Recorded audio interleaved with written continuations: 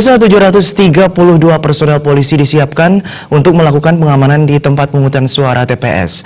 Seluruh personel pengamanan TPS mulai diterjunkan masing-masing desa mulai 26 Juni.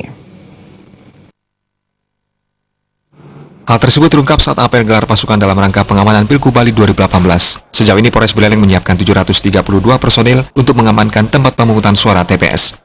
Personil yang disiapkan di luar Babinsa yang bertugas di wilayah masing-masing. Seluruh personil mendapatkan pengarahan umum di lapangan Mapolres Buleleng. Selanjutnya, seluruh personil langsung diterjunkan ke masing-masing desa mulai Selasa 26 Juni. Pengamanan Pilkada di Buleleng, Bali juga didukung pasukan Dalmas dan Brimopolda Bali yang seluruhnya berjumlah 143 personil. Personel BKU Polda Bali akan ditugaskan untuk melakukan patroli di wilayah hukum Polres Buleleng. Kapolres Buleleng AKBP Suratno mengatakan, ratusan personel tersebut nantinya difokuskan untuk pengamanan tempat pemungutan suara di masing-masing desa. Ratusan personel tersebut nantinya akan mengamankan 1088 TPS se-Kabupaten Buleleng. Patroli ataupun manakala nanti ada kejadian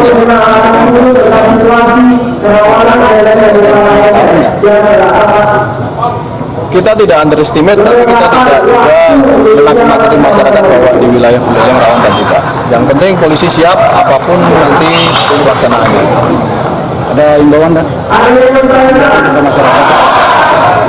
Ya, silakan masyarakat yang sudah mempunyai lagunya sudah terdaftar di DPD untuk melakukan atau melaksanakan kewajibannya memberikan suaranya di TPS. 132 PAM TPS. Kemudian 2 SST dari Brimob dan Sahabat. Itu di luar Babin, di luar Babin tidak kita libatkan Babin tugasnya tetap Babin. AKBP Suratno juga menambahkan, Buleleng yang termasuk wilayah rawan saat perhelatan pemilu juga tidak luput dari pengawasan. Mengantisipasi hal-hal yang tidak diinginkan, pihaknya juga dibantu personel dari Kodim 1609 Buleleng. Komang Yuda, Bali TV.